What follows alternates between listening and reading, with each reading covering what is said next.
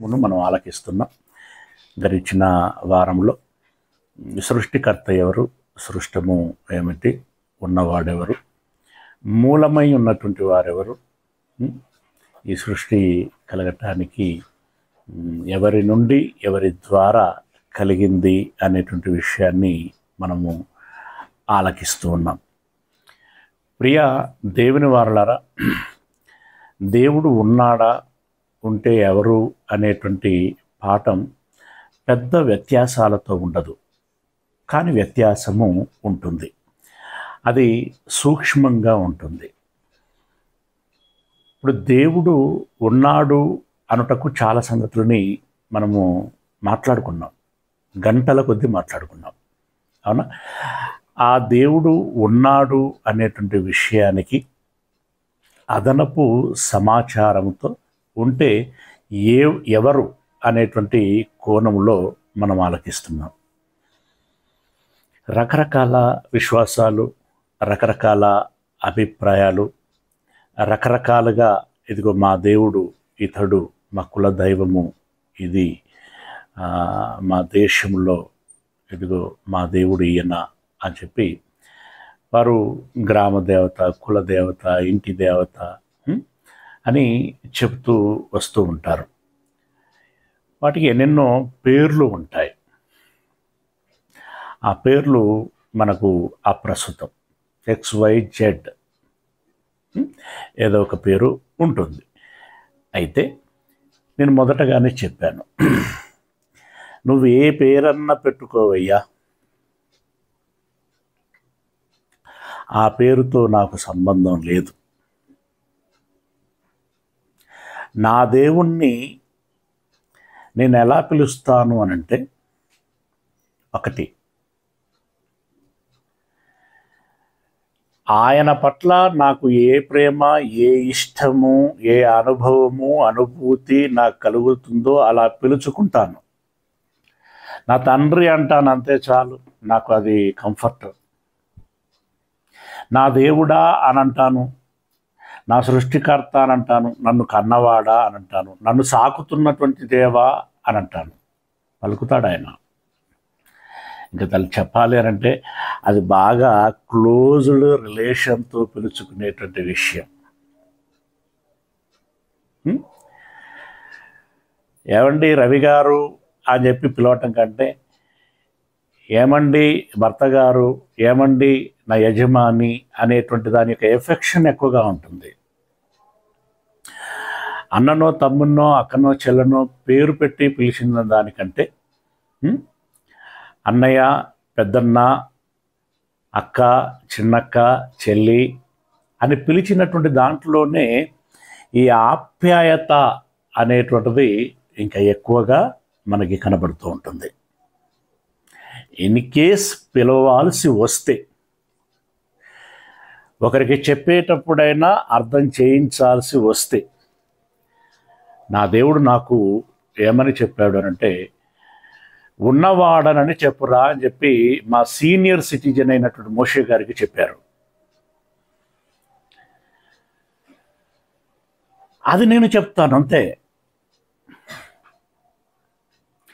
యెహోవా దేవుడు, it is right, but నేను ఎంతగా ఎక్కువగా వాడను. అది హిబ్రూ వర్డ్. తెలుగులో దేవుడు, ఉన్నవాడు అని వాడుతాను. అది అంటే యెహోవా అని వాడితే తప్పు అని కాదు సుమా, అది తప్పు కాదు, రైటే. బట్ మనం ఉన్నటువంటి వింగ్ ఏంటి, మన సర్కిల్ ఏంటి, మన నేపథ్యం ఏంటి, మన పరిస్థితులు ఏంటి, మన భాషలు ఏంటి, వాటి వాడే విధానం ఏంటి, వాటిని అర్థం చేసుకునేటువంటి తత్వం ఏంటి అని చెప్పి దాన్ని దృష్టిలో పెట్టుకొని మనము వాడుతూ ఉండాలి. ఓకే, దేవుడు, ఉన్నవాడు, ఇంకా ఇంకా ఏం చెప్తాను, ఇందాక చెప్పినట్టు సృష్టించినవాడు, సృష్టికర్త, కన్నవాడు, సాకుతున్నటువంటి వాడు, రైట్? అయితే ఈ సృష్టికర్త, కన్నవాడు, సాకుచున్నటువంటి వాడు తన యొక్క సాక్ష్యములను ప్రకృతి రూపములో పెట్టడం జరిగింది. ప్రకృతి రూపములో పెట్టడమే కాకుండా మన పూర్వీకులైనటువంటి వారిలో కొన్ని ప్రత్యక్ష సాక్ష్యములు సూచించటం జరిగింది. కోర్స్ అవి ఇప్పటికి కూడా వర్తిస్తాయి.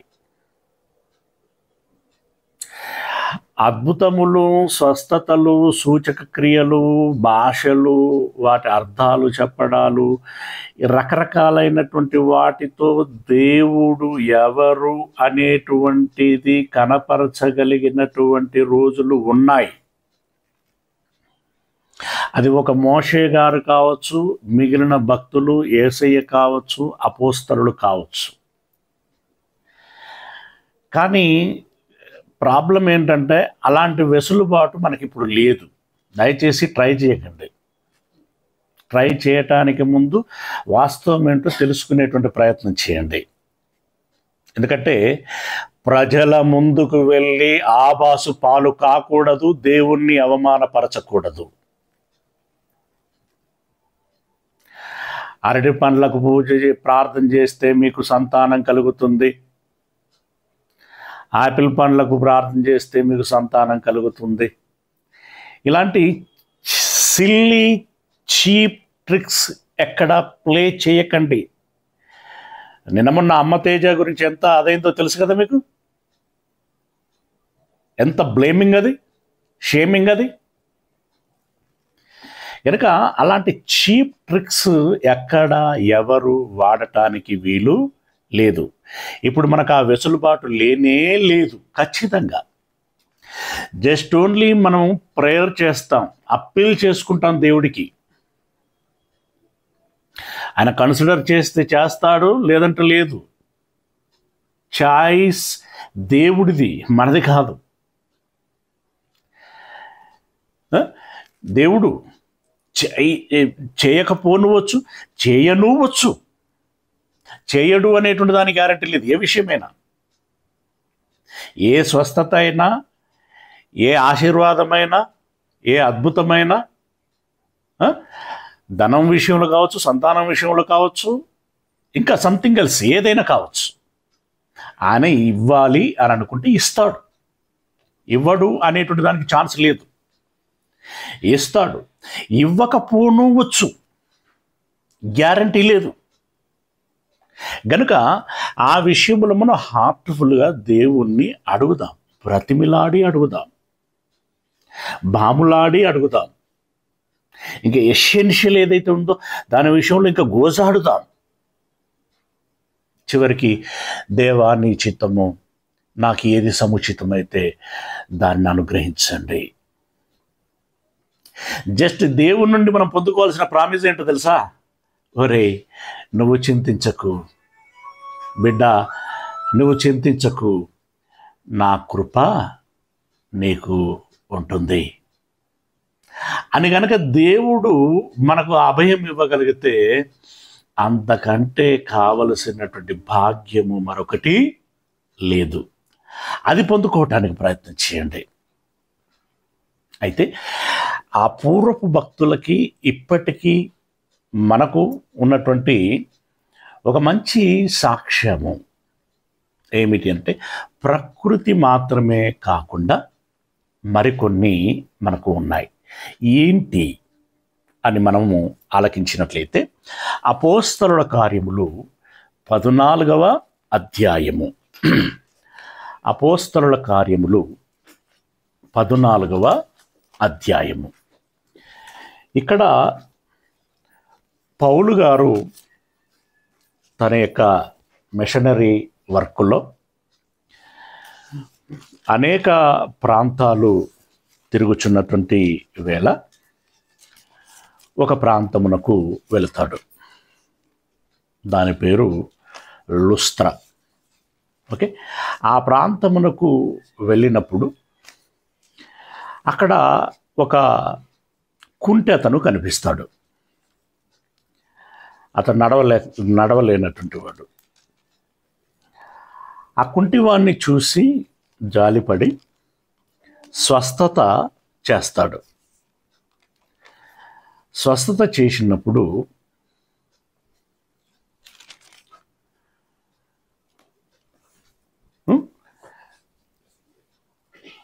అప్పటి వరకు నడవలేనటువంటి వ్యక్తి నడిచేసరికి అక్కడ ఉన్నటువంటి జనులు ఆశ్చర్యపోతారు. ఇది అద్భుత క్రియ అని అంటారు. అంతటితో ఆగరు. ఇది మానవ అతీతమైనటువంటి దేవత్వముతోటే చేయగలిగేటువంటి క్రియ అని భావించి, అంటే వాళ్ళ భక్తి కొంచెం ఎక్స్ట్రీమ్ అని చెప్పుకోవచ్చు. వాళ్ళ సాధారణంగా జనరల్గా వాళ్ళ భక్తి ఏంటంటే కొంచెం పీక్ భక్తి, పరాకాష్ఠ ఎక్కువగా ఉంటుంది వారిలో. అప్పుడు ఏం చేశారంటే మన ఇలవేల్పులైనటువంటి దేవతలు మన దగ్గరకు వచ్చారు.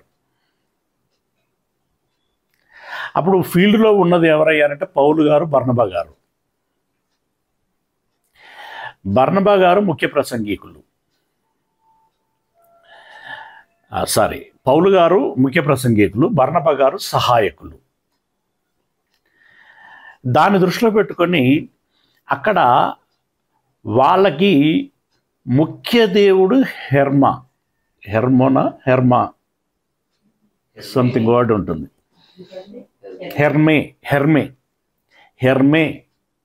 వాళ్ళ ముఖ్య దేవుడు హెర్మే. ఆ తర్వాత స్థాయిలో ఉండేటువంటి దేవుడు ద్యుపతి, అంటే బృహస్పతి. ఇప్పుడు వాళ్ళు ఏం చేస్తారంటే, ఇదిగో హెర్మే పౌలు రూపంలో వచ్చారు, బృహస్పతి బర్నబా రూపంలో వచ్చారు.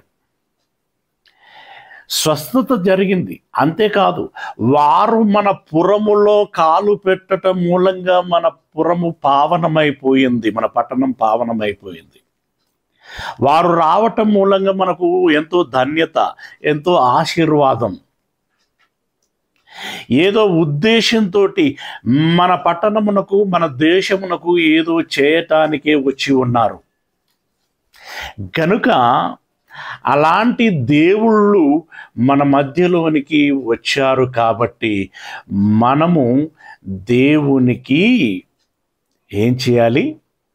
ఆరాధన చేయాల్సిందే, పూజ చేయాల్సిందే, ఆ దేవునికి కృతజ్ఞతగా బలులు అర్పించాల్సిందే అని చెప్పి ఊర్లోనికి వెళ్ళి ఎద్దులను తీసుకొచ్చి వాటికి దండలేసి,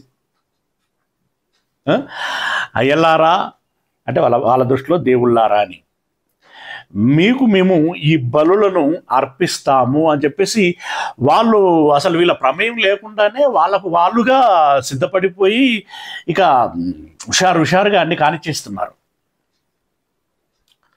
ఆ తరుణంలో అసలు ఏం జరుగుతుంది అని ఆశ్చర్యపోయినటువంటి పౌలు గారు తేరుకొని వెంటనే వారితో మాట్లాడుతున్నారు. ఏమని మాట్లాడుతున్నారంటే 14వ అధ్యాయము అపోస్తలుల కార్యములు 15వ వచనం. నేను ఇందాక చెప్పినటువంటి విషయాలన్నీ 7వ వచనం నుండి ఉంటాయి, మీరు తర్వాత చదువుకోండి. 15వ వచనంలో పౌలు గారు అంటున్నారు, అయ్యలారా మీరెందుకు ఈలాగు చేయుచున్నారు? మేము కూడా మీ స్వభావము వంటి స్వభావము గల నరులమే. నిజమైన భక్తుడు గనక, నిజమైన దేవుణ్ణి ఎరిగినటువంటి వాడు గనక, నిజాయితీగా ఉండాలి అనేటువంటి నైతికత కలిగినటువంటి వాడు గనక ఆయన మేము కూడా మీ బోటి మనుషులమే. అదే దొంగ భక్తులను గురించి ఒకసారి ఆలోచించండి. దొంగ పాస్టర్లు కావచ్చు, ఫాదర్లు కావచ్చు, బాబాలు కావచ్చు, గురువులు కావచ్చు, దీన్ని ఏం చేస్తారో తెలుసా? అడ్వాంటేజ్గా తీసుకుంటారు. వా వాళ్ళకి వాళ్ళే మనము దేవుళ్ళము అని గుర్తిస్తూ చెబుతూ మనకు పూజలు చేయాలి అని అనుకుంటున్నారంటే దీన్ని మనం క్యాష్ చేసుకోవాలరా అని అనుకుంటూ ఉంటారు. అవునా? క్యాష్ సొమ్ము చేసుకోవాలి అనుకుంటారు. అది దొంగల యొక్క మనస్తత్వం, స్వార్థపరుల యొక్క మనస్తత్వం. కానీ పౌలు నిజాయితీ కలిగినటువంటి వాడు, నైతికత కలిగినటువంటి వాడు. మేము కూడా మీ బోటి మనుషులమే అని చెప్తూ ఇంకా ఏమంటున్నాడు, మీరు ఈ వ్యర్థమైన వాటిని విడిచిపెట్టి, అంటే మమ్మల్ని పూజించటం సేవించటం అనేటువంటిది వ్యర్థం, అది అనర్థం. ఎందుకంటే మమ్మల్ని పూజించటం మూలంగా మీరు నిజదేవుణ్ణి అవమానపరిచినటువంటి వారు అవుతారు. నిజదేవుణ్ణి అవమానపరిచినటువంటి వారు అవుతారు. కాబట్టి మీరేం చెయ్యాలి అనంటే, ఈ వ్యర్థమైన వాటిని విడిచిపెట్టి ఆకాశమును, భూమిని, సముద్రమును, వాటిలో ఉండు సమస్తమును సృజించిన జీవము గల దేవుని వైపు తిరగవలయునని మీకు సువార్త ప్రకటించుచున్నాము. ఏం చెప్తున్నాడు? నరులమైనటువంటి మమ్మల్ని పూజించకండి. ఎవరిని పూజించాలంటే ఆకాశమును కలగచేసినటువంటి వాడిని, అందులో భూమిని కలగచేసినటువంటి వాడిని, సముద్రమును కలగచేసినటువంటి వాడిని. ఈ ఆకాశములో, భూమిలో, సముద్రములో ఉండు సమస్తమును కలగచేసినటువంటి జీవము గల దేవుని వైపు మీరు తిరగండి. మేము ఆకాశమును కలగచేయలేదు, మాకంత సీను లేదు. భూమిని, సముద్రములను కలగచేయలేదు, అందులో ఉండేటువంటి సమస్తమును మేము కలగచేయలేదు. దేవుడు కలగచేసినటువంటి ఆకాశములోని భూమి మీద జానడు నేలలో సంచరించేటువంటి వారం మేము, నిలబడేటువంటి వారం మేము. మాకు రక్తమాంసములే ఉన్నాయి. మేము మీ మాదిరిగానే ఆకలి కలిగి ఉండేటువంటి వారము, దాహము కలిగి ఉండేటువంటి వారము, అనారోగ్యములను అప్పుడప్పుడు పొందుకునేటువంటి వారము. మీకు ఎన్ని రకాల సమస్యలు ఉంటాయో మాకు కూడా అన్ని రకాల సమస్యలు ఉంటాయి. కనుక మమ్మల్ని పూజించి సేవించటం అనేటువంటిది అది అనర్థదాయకము, తప్పు. మీరు ఎవరిని పూజించాలి? ఆకాశమును ఎవరు కలగచేశారో అతన్ని. ఎవరు కలగచేసి ఉంటారో ఆలోచించండి. మీరు కాదు, నేను కాదు, ఇంకెవరైనా మేము కలగచేశాము అని చెప్పే వాళ్ళు ఉన్నారేమో చూడండి. అలా చెప్పేటువంటి వారు ఉంటే ఒకసారి చూద్దాం, పరీక్షిద్దాం. లేదు, మనుష్యులు దీన్ని కలగచేయలేదు. మానవాతీతమైనటువంటి జీవము కలిగినటువంటి దేవుడు కలగచేశాడు. జీవము కలిగిన వాడు దేవుడు అని అంటే ఇక్కడ దాని అర్థం ఏంటో తెలుసా? దాని అర్థం ఏంటో తెలుసా? ఉన్నవాడు అని. ఎప్పుడు సజీవుడే ఆయన. ఒకనాడు ఉన్నాడు, ఒకనాడు లేడు అనేటువంటిది లేదు. ఆదిలో ఉన్నాడు, అనాదిలో లేడు అనేటువంటిది లేదు. ఉన్నవాడు. అదే కదా మనం చెప్పుకుంటున్నది. జనన మరణములు లేనటువంటి వాడు, ఆది అంతములు లేనటువంటి వాడు, సజీవుడు. సజీవుడైనటువంటి దేవుడి వైపు తిరగవలనని మీకు సువార్త ప్రకటించుచున్నాం. ఎంత ఫెయిర్గా, ఎంత సూటిగా, ఎంత స్ట్రాంగ్గా చెప్పేశాడండి. చెప్పాడు. తర్వాత అంటే ఇక్కడ ఈ మాటల్లోని మన టాపిక్ పాయింట్ని మనం క్యాచ్ అవుట్ చేయాలి. ఏమన్నాడు? ఎవరు దేవుడు అంటున్నాడు? ఆకాశమును కలగచేసిన వాడు దేవుడు. ఇప్పుడు మనం సింగిల్ వర్డ్లో చెప్తున్న సృష్టికర్త దేవుడు అని అంటున్నాం. ఇక్కడ కొంచెం దాన్ని ఆ సృష్టి ఎంతో విడమరి చెప్తున్నాడు పాయింట్లు వారిగా. ఆకాశమును కలిగ చేసిన వాడు దేవుడు, భూమిని కలిగ చేసిన వాడు దేవుడు, సముద్రమును కలిగ చేసిన వాడు దేవుడు, వాటిలో ఉండేటువంటి సమస్తమును కలిగ చేసినటువంటి వాడు దేవుడు. గొడవే లేదు.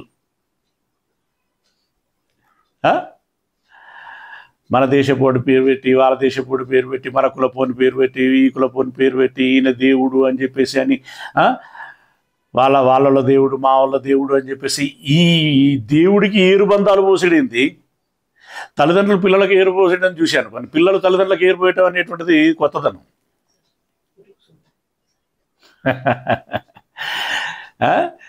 దేవుడట మీ దేవుడు మా దేవుడు. ఇది ఎంత జుగుస్సాగా ఉంది అని అంటే, తల్లిదండ్రులు ఉంటారు, జన్మనిచ్చిన తల్లిదండ్రులు ఉంటారు. నీ నెల రోజులు చదివితే నువ్వు నెల రోజులు చదవాలి అని తల్లిదండ్రులను పంచినట్టుగా. కనీసం తల్లిదండ్రులు అంటే అది తప్పు. తల్లిదండ్రులనైనా నేను నెల రోజులు చదువుతాను, నువ్వు నెల రోజులు చదువు, నీకు తండ్రే నాకు తండ్రే అనేటువంటి భావన అయినా ఉన్నది. కానీ దేవుని విషయంలో అలా లేదండి. అసలు నిజమైనటువంటి దేవుడు వీరికి కనిపించటం లేదు, వీరికి తెలియటం లేదు, అసలు వీరు ఎరగక పట్టించుకోవటమే లేదు, అసలు వాళ్ళు చూసిందే లేదు. మనోనేత్రములతో సహితము దేవుణ్ణి చూసినటువంటి వారు లేరు, ఎరిగినటువంటి వారు లేరు, ఆయన అభిప్రాయము తీసుకున్నటువంటి వారు లేరు. కానీ మా తాతలు చెప్పారు, మా అమ్మలు చెప్పారు, మా పూర్వీకుల నుండి ఉన్నటువంటి దేవుళ్ళు దేవతలు అని చెప్పి మనుషుల ద్వారా పరిచయము చేయబడినటువంటి రూపములకి, మనుషుల ద్వారా తయారు చేయబడినటువంటి రూపములను దేవుడు అని భావించి భ్రమించి వాటిని పూజిస్తూ సాష్టాంగపడటం అనేటువంటి జరుగుతున్నది. అది నిజంగా బాధాకరమైనటువంటి విషయము. ఒరే, మీరు పొద్దస్తమానము మీరు కలగ చేసుకున్నటువంటి వాటికి మీరు సాష్టాంగపడుతూ మీరు పూజలు పునస్కారాలు పండగలు తీర్థాలు యాత్రలు అని చెప్పి వాటిలోనే మునిగిపోయి మీ ఆయుష్ అంతా ఖర్చు చేసుకుంటే ఇక నా వైపు చూసేదన్నాడురా, నన్ను ఎరిగేదన్నాడు, నన్ను గుర్తించేదన్నాడు, నా దగ్గరికి వచ్చేదన్నాడు, నన్ను పూజించేదన్నాడు, నన్ను సేవించేది అన్నాడు, నాతో మీరు ములాఖత్ అయ్యేదన్నాడు. మీరు అన్నట్టు నన్ను కలుస్తారు, అసలు నన్ను చూడరా, నన్ను ఎరగరా, నన్ను పట్టించుకోరా, ఒరే మీరు నా పిల్లలరా,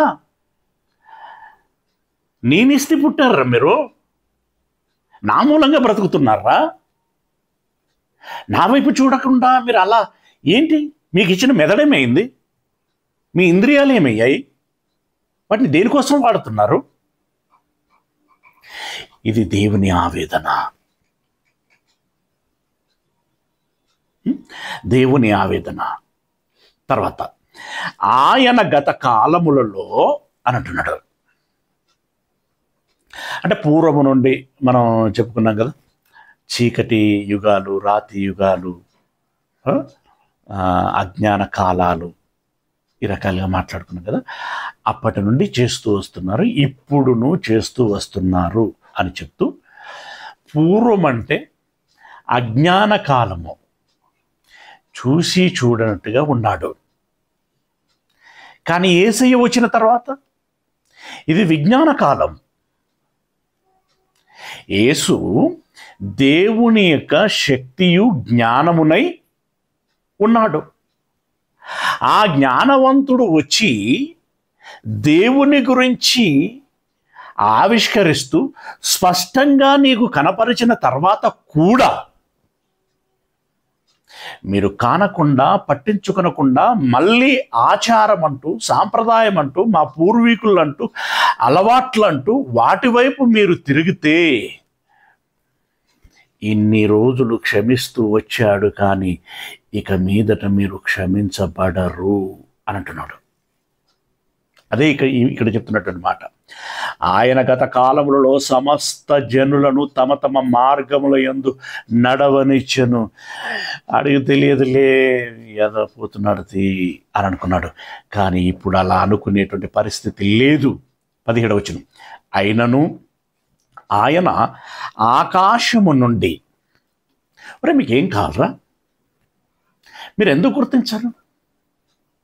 మీరు దేవుణ్ణి గుర్తించటానికి ఇందాక చెప్పినటువంటి ఆకాశం, భూమి, సముద్రములు, అందులో ఉన్నటువంటి సమస్తమే కాకుండా ఎండలు మండి భూమి మీద దాహపు చుక్క దొరకకుండా అలమటించినటువంటి వేళ, అయ్యో మబ్బులు ఎప్పుడు వస్తాయి, చినుకులు ఎప్పుడు పడతాయి, మా దాహార్తి ఎప్పుడు తీరుతుందా అని ఆకాశం వైపు చెయ్యి అడ్డం పెట్టుకొని తల ఎత్తి చూస్తున్నటువంటి వేళ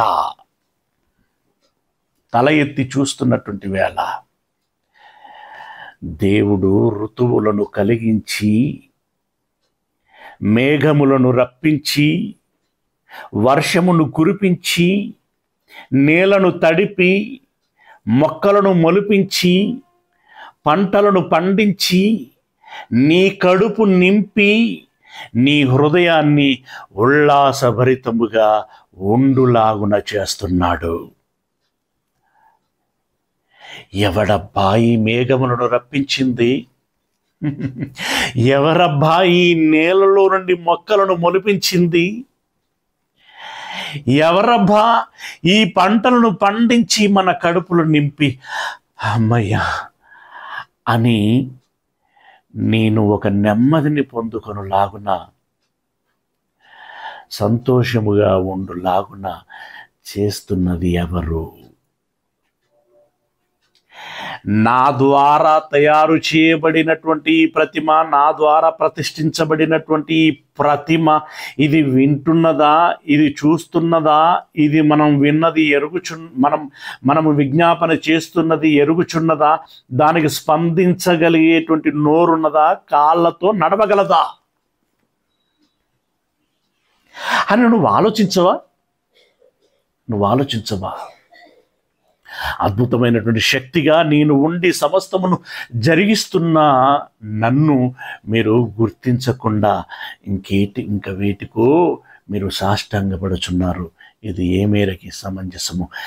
ఇప్పుడు మీరు క్షమించబడరు. సాక్ష్యము ఉంచుతున్నాను మీ మధ్యలో సాక్ష్యం ఉంచాను. ఏమన్నాడు? ఋతువులను దయచేయుచు, ఆహారమును అనుగ్రహించుచు, ఉల్లాసముతో మీ హృదయములను నింపుచు, మేలు చేయుట చేత తన్ను గూర్చి సాక్ష్యము లేకుండా చేయలేదని బిగ్గరగా చెప్పిరి. సాక్ష్యము లేకుండా చేయలేదు, ఈ సాక్ష్యము ఉంచాను. ఇదిగో నిన్నటి దాకా నా చెవులారా విన్నాను. రైతులు మొత్తుకున్నారు. ఏమన్నా తెలుసా? అసలు ఏం పడుతున్నాయండి వర్షాలు? బోర్లు ఆన్ చేస్తే అవి నీళ్లు పోయటం లేదు, అంటే గ్రౌండ్లో వాటర్ లేదు. హైదరాబాద్ రీసెర్చ్లో కూడా అదే చెప్పారు. ఎక్కడ చెరువులు, కుంటలు ఎక్కడెక్కడ నిండినాయి.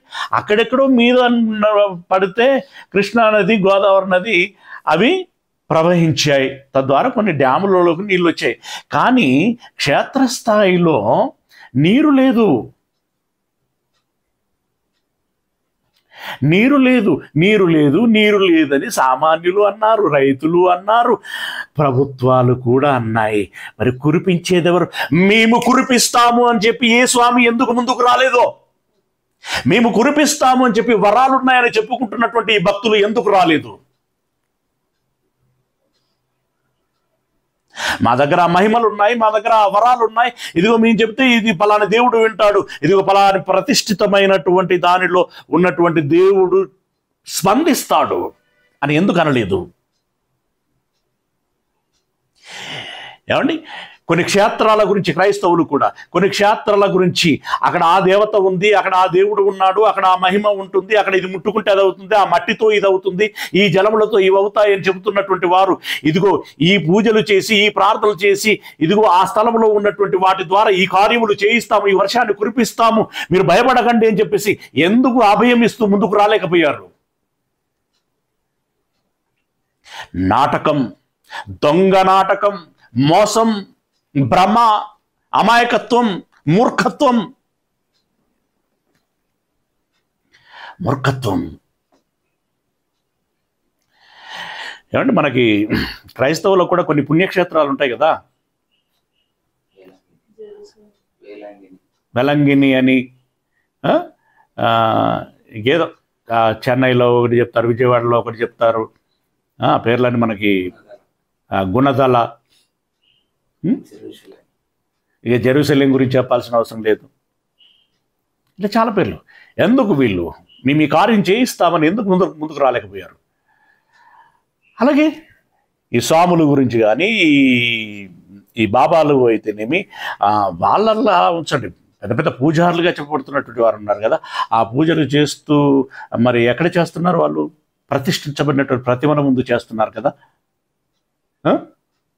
ఇప్పుడు మేము వర్షం కురిపిస్తాము అని చెప్పి వారెందుకు అభయం ఇవ్వలేకపోయారు? వాగ్దానం చేయలేకపోయారు? ఎందుకు ఛాలెంజింగ్గా? నిజంగా నువ్వు అలా చెప్పి కనుక అలా చేయిస్తే, అరే అక్కడ ఒక శక్తి ఉన్నది అని ప్రజలు ఎరగటానికి అవకాశం ఉంటుంది కదా. అలా ఎవరు చేయలేకపోయారంటే, ఎవరు నోరు తెరవలేదు, మూగబోయి ఉన్నారంటేనే అక్కడ మనకు అర్థమవుతున్నటువంటి విషయం ఏంటంటే అక్కడ ఏమీ లేదు. అక్కడ దైవ ప్రభావము లేదు, అసలు దేవుడే లేడు. దేవుడు ఉన్నాడని ఎలా తెలుస్తున్నది అనంటే, ఇదిగో ఇందాక మనం చెప్పుకున్నటువంటి వారి యొక్క ఎవరి ప్రమేయము లేకుండానే ఋతుపవనాలు వచ్చాయి. సరే, ఆ ఋతుపవనాలు కొంచెం ఎక్కువగా స్పందిస్తే మనోళ్ళు తుఫాను అంటారు, సుడిగుండం అంటారు, వాయుగుండం అంటారు. ఎందుకంటే ఆ మేఘాలు మనమున్న చోటికి రావాలి అనంటే ధనాగారములో ఉన్నటువంటి వాయువులు రావాలి. కొంచెం ఆ వాయువుల వేగం ఎక్కువైతే తుఫాను, కొంచెం ఆ వాయువులు కొంచెం రౌద్రంతో గనక గింగిరీలు తిరుగుతూ వస్తే వాయుగుండం. ఇంతే వచ్చేసాయి. ప్రియులారా, దీన్ని బట్టే మనం అర్థం చేసుకోవాలి, అతని గురించినటువంటి సాక్ష్యము లేకుండా చేయలేదు.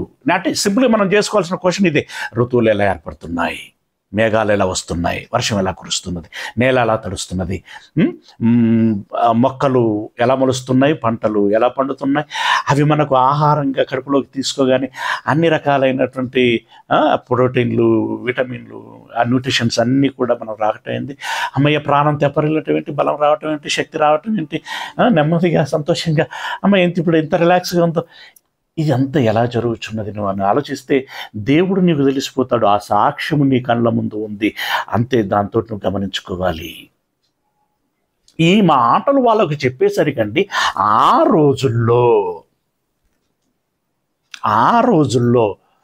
వాళ్ళు ఏమర్థం చేసుకున్నారో చూడండి. 18వ వచనంలో, వారిలాగు చెప్పి తమకు బలి అర్పింపకుండా సమూహములను ఆపుట బహు ప్రయాసమాయను. అంటే ఆపటం కష్టమైంది. ఏమండి? అయితే కష్టమైంది కానీ వాళ్ళు ఆగిన్లండి. కష్టమైనా ఆగారు. ఏమండి? ఇప్పుడు మనం తలక్రిందుగా తపస్సు చేసిన ఆగే పరిస్థితులు లేవు, ఇంకెక్కువయ్యాయి. రైట్? సరే, వాళ్ళు ఎవరు ఆగినా ఆగకపోయినా మనం ఎరగాల్సినటువంటి విషయం ఏంటంటే, ఇదిగో దేవుడు ఈ రకంగా తన సాక్ష్యమును ఎల్లప్పుడూ ఉంచుతూ వస్తూ ఉన్నాడు. 17వ అధ్యాయం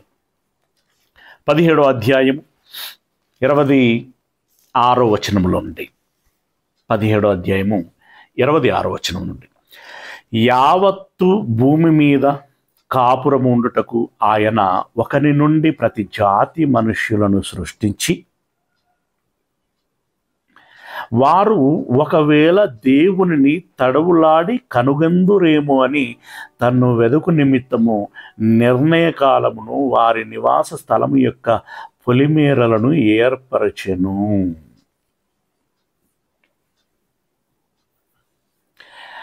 అంటే ఆ పేరు నాకు జ్ఞాపకం లేదు, కానీ ఒక అమ్మాయి అండి, అంటే అమ్మా నాన్నలు పాపను కన్న తర్వాత సాకలేక ఒక ఆశ్రమానికి అప్పగించారు. అయితే అమెరికా నుండి వచ్చినటువంటి ఒక దంపతులు ఈ ఆశ్రమంలో ఉన్నటువంటి అమ్మాయిని చూసి మేము పెంచుకుంటాము అని తీసుకెళ్ళారు. తీసుకెళ్ళి వారు ఉన్నత చదువులు చదివించి మంచి ఉద్యోగములో పెట్టించి బాగా ఉన్నత స్థితిలో ఉండేలాగానే చేశారు. ఆ పెంచిన తల్లిదండ్రులు వృద్ధులయ్యారు. ఈ అమ్మాయికి అప్పుడు ఆలోచన వచ్చింది. ఏమని? పెంచిన తల్లిదండ్రుల మీద గౌరవం పోలేదు ఆమెకి. అసలు వాళ్ళ మూలంగానే నేను ఈరోజు ఈ స్టేటస్లో ఉన్నాను అనేది ఆమెకు ఆ గౌరవం ఉంది, కృతజ్ఞత ఉంది. అయినా ఒక క్యూరియాసిటీ, పెంచిన తల్లిదండ్రుల ప్రేమే ఇంత గొప్పగా ఉన్నదంటే కన్న తల్లిదండ్రుల ప్రేమ ఇంక ఎంత ఉండి ఉంటుంది. నా అమ్మ ఆశ్రమానికి ఎందుకు ఇచ్చినట్టు? నా అమ్మకు ఉన్న కారణం ఏంటి, కష్టం ఏంటి? నన్ను కన్న తల్లిని నేను చూడాలి, అందుకై కలుసుకోవాలి అని చెప్పి పరుగు పరుగున అమెరికా నుండి భారత్కు వచ్చింది. ఏదో ఆ పెంచిన తల్లిదండ్రులు ఆ ఆశ్రమం పేరు ఏదో చెబితే ఆశ్రమం దగ్గరికి వచ్చింది. వెతకటానికి చాలా కష్టమైంది. ఎందుకంటే అప్పుడున్న ఆశ్రమం తర్వాత మూతపడవచ్చు, తెరిచి ఉండొచ్చు కదా, లేకుంటే అదే అడ్రస్లో ఉండొచ్చు, అడ్రస్ మారచ్చు, ఇలా రకరకాలుగా ఉంటాయి. మొత్తానికి వచ్చి సెర్చ్ చేసింది. నెల రోజులు ఉండి సెర్చ్ చేసింది. చివరికి ఆశ్రమాన్ని పట్టుకుంది. ఆశ్రమంలో పట్టుకుంటే ఇప్పుడు రికార్డు తీయాలి. ఎప్పటి రికార్డు తీయాలి? 20-30 సంవత్సరాల వెనక ఉన్నటువంటి రికార్డు తీయాలి. ఆ రికార్డులను తీసి దుమ్ము దులిపి పేజీలు తెరిచి అక్కడ కన్నటువంటి తల్లిదండ్రులు ఎవరు, వారి పేర్లేంటి, వాళ్ళ ఊర్లేంటి వెతికి ఇక్కడి గవర్నమెంట్ యొక్క సహాయమును తీసుకుని మొత్తానికి ఆ అమ్మను కలుసుకున్నది. పట్టుకొని బోరున ఏడ్చింది. నా బిడ్డ ఇంత అయిందా, ఇంత గొప్పదయిందా అని చెప్పి ఆ తల్లిదండ్రులు కూడా ఎంతో న్యూనతతో, అంటే ఇప్పుడు ఒక గిల్టీనెస్ ఉంటుంది కదండి, మేము చాకలేక ఇచ్చాము అనేటువంటిది ఒకటి ఉంటుంది కదా, అది ఒకటి. నా బిడ్డ ఇంత ప్రయోజకురాలై నా అమ్మ నా నాన్న అని చెప్పి మమ్మల్ని వెతుక్కుంటూ వచ్చారు అనేటువంటి ఒక ఆనందం, ఈ కలగలిపినటువంటి మానసిక తత్వంతో వారు కూడా బిడ్డను పట్టుకొని ఏడ్చారు. ఇక్కడ నేను చెప్పదలుచుకున్నటువంటి విషయం ఏంటంటే, కనీసం ఆ బిడ్డకి ఒక వయసు వచ్చిన తర్వాతనైనా నా కన్న తల్లి అంటూ ఒకటి ఉంటుంది కదా, తండ్రి అంటూ ఒకడు ఉంటారు కదా, వారు ఎక్కడ ఉన్నారు వారిని చూడాలి, వారిని కలుసుకోవాలి, వారితో నా ఆలోచనని, నా భావాలని పంచుకోవాలి. ఆ రకంగా నా తల్లిదండ్రులతో నేను నా తల్లిదండ్రులతో కలిసి ఆస్వాదించాలి అనేటువంటి ఒక దేవులాట, భాములాట ఆమెలో పెరిగింది. ఇప్పటికైనా ఈ విగ్రహారాధన చేస్తున్నటువంటి వారు ఈ మనుష్యులను, ఈ పురుగులను, ఈ చతుష్పాద జంతువులను, ప్రాకు జీవులను, పక్షులను, ఈ మనుష్యులను వాటి ప్రతిమలను పూజిస్తున్నటువంటి వారు ఎరగాల్సినటువంటి విషయం ఏంటంటే, వీళ్ళు దేవుళ్ళు అని అనుకుంటున్నాం కానీ ఇవి కూడా ఒకరి ద్వారా కలగజేయబడినటువంటివి కదా. అంటే వీటికో ప్రారంభం ఉంది. ఇదిగో ఈ జంతువులు, ఈ పక్షులు, ఈ మనుషులు అంటున్నాం కదా, ఇవి జన్మిస్తాయి, ఒకనాడు మరణిస్తారు, ఇవి క్షయమైపోయేటువంటివి. కానీ వీటికి అతీతముగా అక్షయుడైనటువంటి వారు ఎవరు? ఉన్నవాడైనటువంటి వారు ఎవరు? ఈ సమస్త సృష్టికి మూలమై ఉన్నటువంటి వారెవరు? ఆ సృష్టిలో నా భాగం ఎంత, నా స్థానం ఎంత, నాకున్నటువంటి ప్రాధాన్యత ఎంత, ఆయనలో నా గురించినటువంటి దృక్పథం ఏమిటి అని తెలుసుకోవాలని ఆ మెలకువ, ఆ స్పృహ నీకెందుకు రాదు? నీకు రాలేదేమో, కానీ దేవునికి ఉన్నది. నా బిడ్డను నేను చూస్తున్నాను, ఎక్కడ తిరుగుతున్నారో.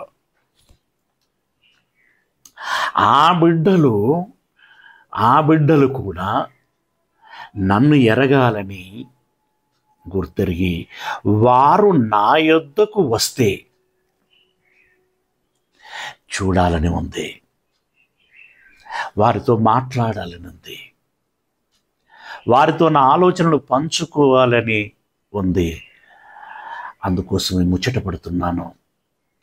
ఆ అనుభవం కలిగితే పరవశిస్తాను. నా పిల్లలు నా దగ్గరికి రావాలంటే ముందు నా గురించి ఎరగాలి అంటే ఎలా తెలుసుకోగలరు? ఇదిగో సృష్టించబడినటువంటి ఈ సృష్టమును అన్నాడు కదా, ఇంతకుముందు మనం చదువుకున్నటువంటి ఇదిగో ఈ లోకములో సాక్ష్యము ఉంచాను అన్నాడు కదా, వీటిని బట్టి వారు రావాలి. నేలను చూడాలి, అందులో ఉన్న సమస్తమును చూడాలి, సముద్రమును చూడాలి, అందులో ఉన్న సమస్తమును చూడాలి, ఆకాశమును చూడాలి, అందులో ఉన్నటువంటి సమస్తమును చూడాలి. ఈ సూర్యుడేంటి, చంద్రుడేంటి, గ్రహాలేంటి, నక్షత్రాలేంటి, ఋతువులేంటి, కార్తులేంటి, వీటి యొక్క ప్రభావాలేంటి అని చూడాలి.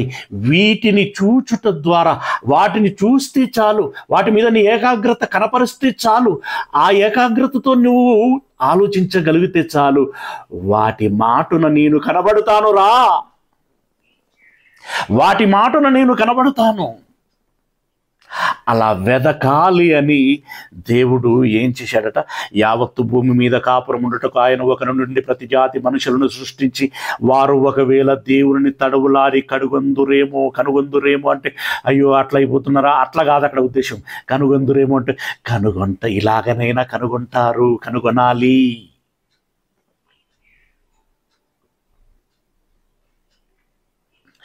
ఇన్నాళ్ళకైనా నా బిడ్డలు నన్ను ఎరిగి, అమ్మా నువ్వు రోడ్డు మీద ఉండటం ఏంటి, మా ఇంటికి రా, అమ్మా నువ్వు ఒకదానివి పల్లెటూరులో ఉండటం ఏంటి, మా దగ్గరికి రా, అమ్మ నువ్వు ఒకదానివి ఎక్కడో ఉండటం ఏంటి, నా ఇంట్లో ఉందువురా, నీకేం కర్మ, మేమున్నాము కదా అని ఒక తల్లిని వెదకి తన ఇంటికి తీసుకుపోయినట్లుగా. సరే, ఈ తల్లిదండ్రులు ఒక వయసు వచ్చిన తర్వాత అశక్తులవుతుండొచ్చు, బలహీనులవుతుండొచ్చు, అచేతన స్థితిలోనికి వెళ్తూ ఉండొచ్చు. కానీ ఆ దేవుడు అలా కాదు కదా. దేవుడు బలహీనుడవ్వడు, అశక్తుడవ్వడు. కానీ నా పిల్లలు వారి గుండె అనేటువంటి ఆ ఇంటిలోనికి నన్ను పిలుస్తారా అంటే, హృదయపు తలుపులని తెరుస్తారా? తెరిస్తే బాగుండు, నేను వెళ్ళి అందులో ఉండాలి అని అనుకుంటాడు ఆయన. తడవులాడి కనుగొందురేమో అని తన్ను వెదుకు నిమిత్తం, అది ఆయన ఉద్దేశం. వెదకాలి, నన్ను ఎరగాలి, వాళ్ళు గుర్తించాలి. తన్ను వెదుకు నిమిత్తము నిర్ణయ కాలమును, దానికి ఒక కాలము నిర్ణయించాడట. తన్ను వెదకటానికి తనొక కాలము నిర్ణయించాడట. నీకు, నాకు, మనందరికీ. ఆ కాలం ఏంటో తెలుసా? అమ్మ గర్భములో ఉన్నప్పుడే దేవుడు నీకు నిర్ణయించిన ఆయుష్. ఆ ఆయుష్లోపే నీ నిజమైన తండ్రిని నువ్వు వెరగాలి, నీ దేవుడిని నీ వెరగాలి, నిన్ను కన్నవాడిని నువ్వు వెరగాలి, నిన్ను కోరుకుంటున్న వాడిని ఎరగాలి, నిన్ను పిలుస్తున్న వాడిని నువ్వు వెరగాలి. నిర్ణయ కాలమును, నివాస స్థలము యొక్క పొలిమేరలను అని అన్నాడు. భూమికి ఒక పొలిమేర ఉంది, ఓజోను పొర. పొలిమేరలను ఏర్పరచెను. దీనిలో ఉండగానే ఈ ఈ ఈ పొలిమేర దాటినవంటే ఎలా దాటగలవు? ఏమండి, ఈ షార్ట్ ట్రిప్పులు, ఈ చంద్రమండలం మీదకి, అంగారకుడికి మీదకి పోయేటటువంటి విషయాలను పక్క పెట్టండి. శాశ్వతంగా వెళ్ళిపోతామే ఈ లోకాన్ని విడిచిపెట్టి. ఆ పొలిమేర దాటక మునిపే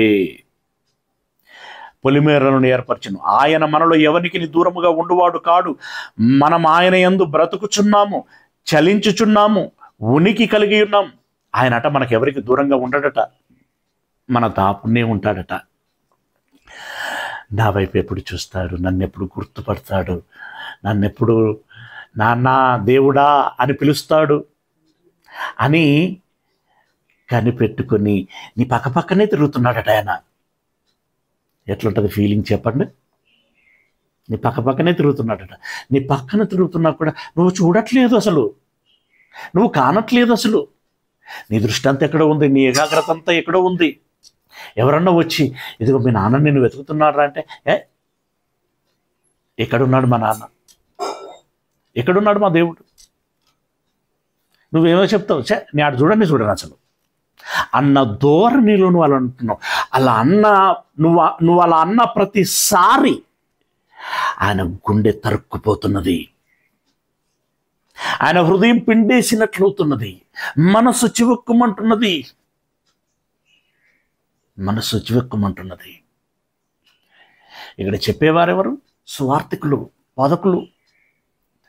వింటున్నటువంటి వారెవరు? జనులు. ఆ జనులు నిజమైనటువంటి దేవుని వైపు తిరగటం లేదు. 28వ వచనం, మనం ఆయన యందు బ్రతుకుచున్నాము, చలించుచున్నాము, ఉనికి కలిగి ఉన్నాము. అటువలే మనము ఆయన సంతానమని మీ కవీశ్వరులలో కొందరును చెప్పుచున్నారు. ఓవరాల్గా ఏ మతస్థులైనా ఏం చెప్తారు? దేవుడు అక్కడే మానవ కోటికి ఆయన మూలంగానే మనం పుట్టాంరా, బ్రతుకుచున్నాంరా అని చెప్తారు. కనీసం ఆ కామన్ సెన్స్ తోటన్నా ఆలోచించండి అని పౌలు గారు సలహా ఇస్తున్నారు. అంటే ఇది అంటే జనరల్గా ఆలోచించిన మనకు ఇట్టే అర్థమైపోయేటువంటి విషయం. ఓకేనా? మనకు మనసాక్షి ఉంది, మనకు ఒక వివేకము ఉంటుంది కదా. అయితే 29వ వచనం, కాబట్టి మనము దేవుని సంతానమై ఉండి, మనం యాక్చువల్గా దేవుని సంతానమై ఉండి మనుషుల చమత్కార కల్పన వలన మలచబడిన బంగారమునైనను వెండినైనను రాతినైనను దేవత్వం పోలి ఉన్నదని తలంపకూడదు. దేవుని సంతానమై ఉండి మనుషుల యొక్క చమత్కారంతో వాడికి ఏదో ముచ్చటేస్తుంది, వాడికి ఏదో ఆలోచన వస్తుంది, వాడికి ఏదో బాగా అనిపిస్తుంది, వాడేదో ఇమాజినేషన్ చేసుకుంటాడు, దాని ఆకృతిని సృష్టిస్తాడు. వాటిని మీరు ఆశ్రయించి అని అంటున్నాడు. చమత్కార కల్పన వలన మలచబడినటువంటి బంగారమునైనను వెండినైనను రాతినైనను దేవత్వము పోలి ఉన్నదని తలంపకూడదు. ఇది ఎలాంటిదో తెలుసా? కొన్ని ఉగ్రవాద సంస్థలు చురుకుగా ఉండేటువంటి యువకులకు గాలం వేస్తారు, వెతికి పట్టుకుంటారు. ముందుగా పట్టుకునేటప్పుడు హార్ష్గా ప్రవర్తించరు, వాళ్ళతోటి రూడ్గా ఉండరు, లవ్లీగా ఉంటారు, ఫ్రెండ్లీగా ఉంటారు. వారి అభిరుచులు ఏంటో తెలుసుకునే ప్రయత్నం చేస్తారు, వాటిని అందించటానికి ప్రయత్నిస్తారు.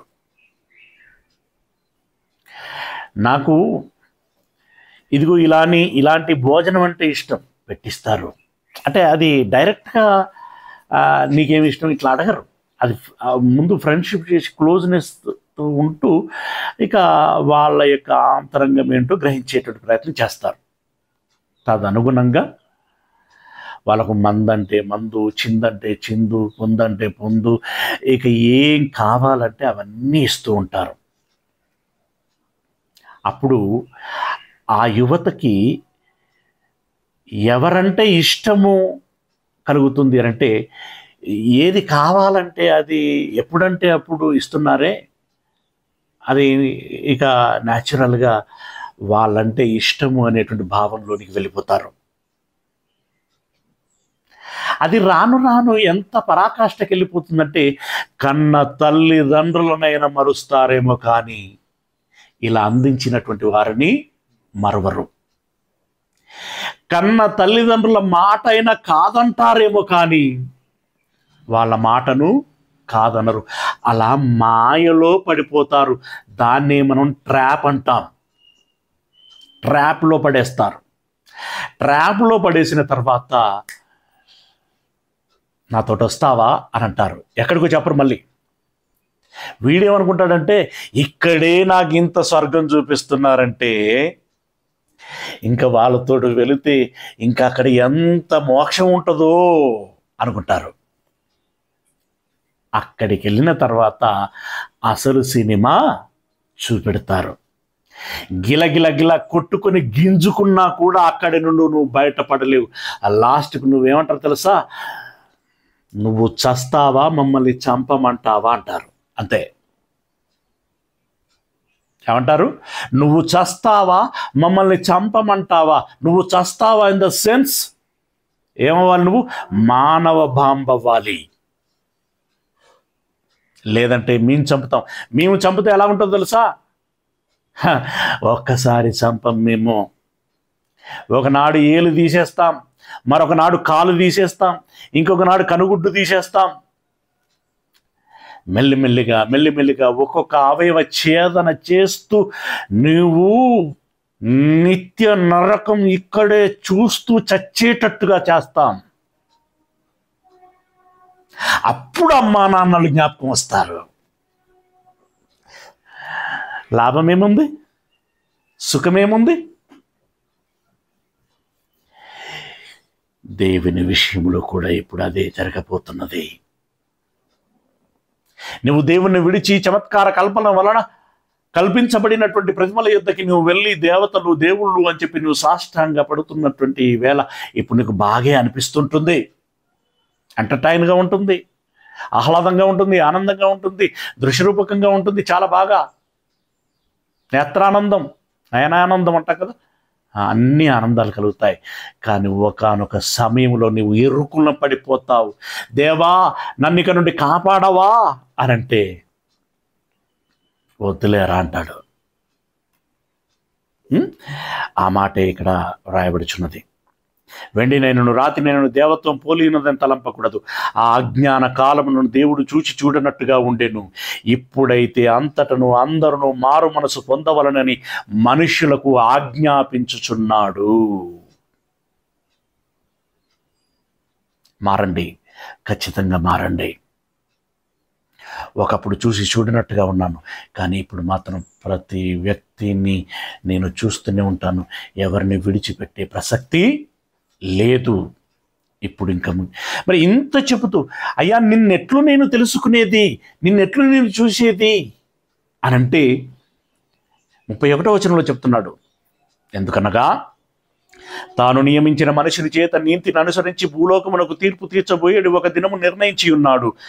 మృతులలో అంటే అందరికీ తీర్పు తీర్చేటువంటి, ఇప్పుడు మనం ఎవరిని చూస్తున్నాము, ఎవరి పంచన చేరుతున్నాము, ఎవరిని పూజిస్తున్నాము, ఎవరిని సేవిస్తున్నాము ఏంటి అనేటువంటి విషయాన్ని అందరి విషయంలో గమనించి వారందరికీ తీర్పు తీర్చేటువంటి ఒక దినాన్ని నియమించి చెప్తున్నాడు. మృతులలో నుండి ఆయనను లేపినందున, ఎవరిని? యేసయ్యని. మృతులలో నుండి ఆయనను లేపినందున ఆదాము మొదలుకొని 4,000 సంవత్సరాల వరకు ఆయా విధాలుగా ఆయా రకములైనటువంటి దైవజనులతో దేవుని గురించినటువంటి సంగతులను బోధింప చేస్తూ అనేకమైనటువంటి అద్భుతములు, అనేకమైనటువంటి సూచక్రియలు చేసి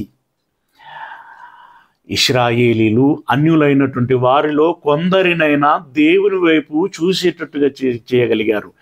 మిగిలిన వారు చూడలేకపోయారు. ఒక్కొక్క కాలంలో ఒక్కొక్క రకమైనటువంటి అద్భుతములు చేస్తూ వచ్చాడు ఆయన. మొదటిదిగా నీకు ఏదైనా వనము కనబడుతుంది, రెండవదిగా నోవాహు జలప్రలయం కనబడుతుంది, మూడవదిగా ఐగుప్తు చెర నుండి విడిపించబడటం జరుగుతుంది. అంతకుముందు యోసేపు ద్వారా ఐగుప్తులో మరి విస్తృతమైనటువంటి ధాన్య భండాగారము ఏర్పాటు చేయబడటం జరుగుతుంది. ప్రపంచ దేశాలన్నీ కూడా ఆకలితో అలమటిస్తున్నప్పుడు యెహోవా కృపను బట్టి ఆశీర్వదించబడినటువంటి యోసేపు ద్వారా ప్రపంచాన్ని పోషించగలిగేటువంటి ఒక భండాగారం ఏర్పాటు చేయబడింది అనేటువంటి ఒక అద్భుతాన్ని కలిగించాడు. ఆ తర్వాత ఐగుప్తు చెర నుండి విడిపించి ఎర్ర సముద్రంలో పాయలు చేసి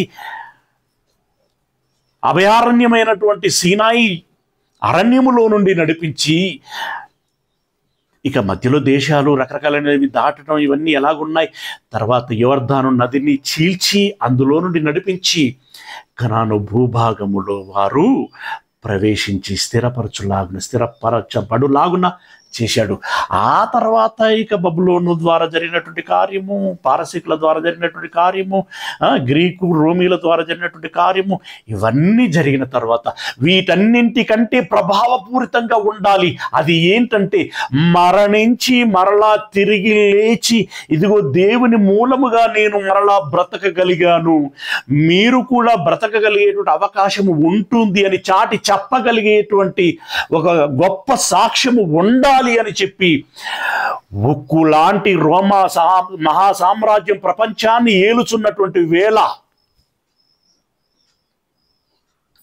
యూదా దేశములో ఉన్నటువంటి ఒక పాకి పని చేసుకునేటువంటి చిన్నవాడు మొదలుకొని ప్రపంచాన్ని ఏలుచున్నటువంటి మహాచక్రవర్తి అయినటువంటి కైసరు వరకు తెలిసి అందరూ కదిలివచ్చులాగున ఆలోచించి ఒక ప్రభంజనం పుట్టి, ఎస్, దేవుని కుమారుడంటే ఇతడు,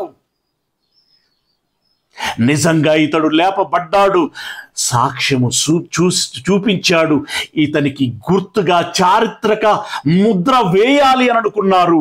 ఆ ముద్రే క్రీస్తు శకము, క్రీస్తు పూర్వం అని చెప్పి, క్రీస్తు మరణించి సమాధి కాబట్టి తిరిగి లేచిన 300 సంవత్సరాల తర్వాత కాన్స్టాంటినోపుల్ అనేటువంటి రోమా చక్రవర్తి వచ్చినటువంటి కాలములో ఆనాడు ఉన్నటువంటి జనులందరూ కలిసి యేసే శకపురుషుడు అని చెప్పి చాటగలిగారు.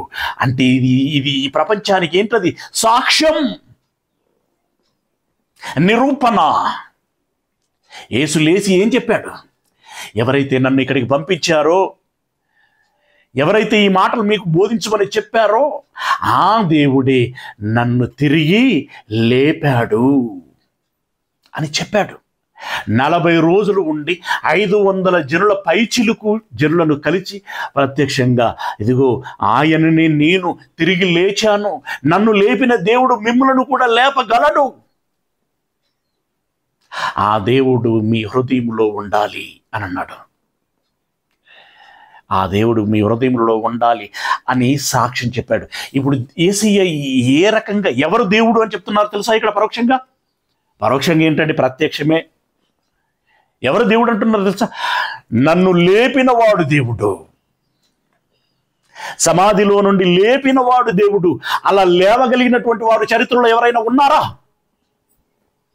ఏ మతములో కానీ, ఏ ప్రాంతంలో కానీ, ఏ దేశంలో కానీ, ఏ వేల్పును కొలుస్తున్నటువంటి వారైనా సరే, one and only the Jesus Christ, అతడు మాత్రమే లేవగలిగాడు. దీన్ని బట్టి మనకేమర్థం కావాలి? అతన్ని ఎవరు లేపారో అతడే నిజమైన దేవుడు.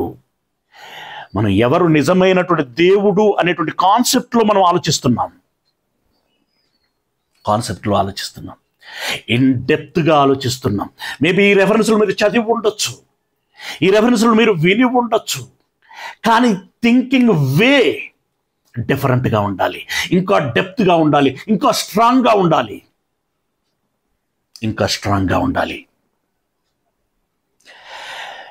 ఇంతే కాదండి,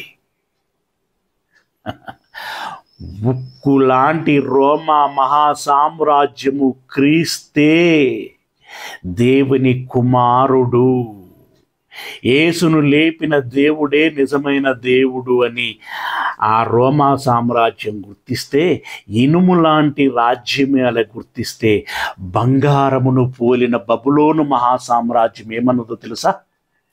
వెండిని పోలినటువంటి పారసీక మహాసామ్రాజ్యం ఏమన్నదో తెలుసా?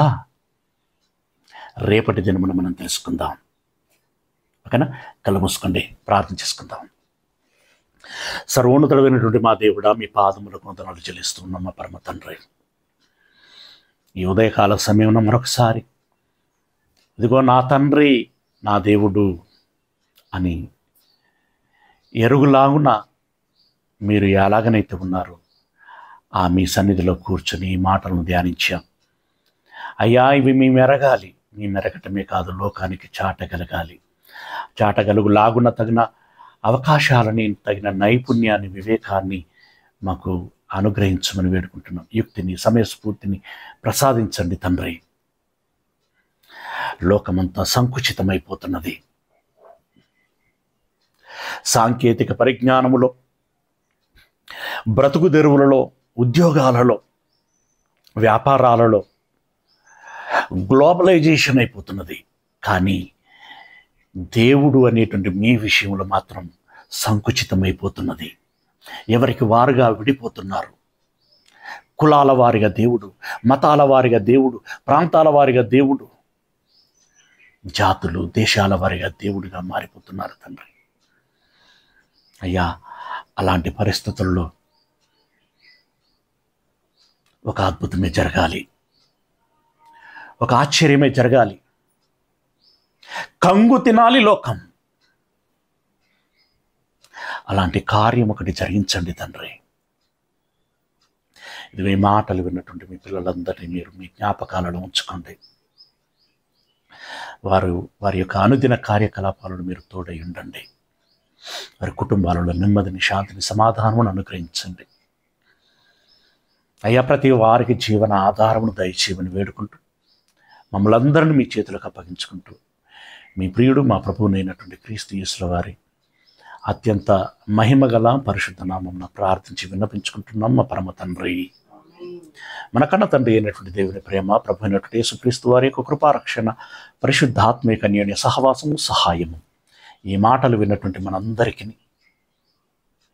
విన్న దానిలో నుండి ఏదైతే గ్రహించామో, గ్రహించినటువంటి దాన్ని బట్టి నా జీవితంలో పాటించి నా కన్న తండ్రి హృదయాన్ని చూరగొనేటువంటి వాడనుగా, దానినిగా నేను ఉండాలని ప్రయత్నం చేసేటువంటి ప్రతి బిడ్డకి తన ప్రయత్నం అంతటిలో ఎల్లకాలము తోడై ఉండును కాక. ఆమేన్, ఆమేన్. అందరికీ వందనాలండి.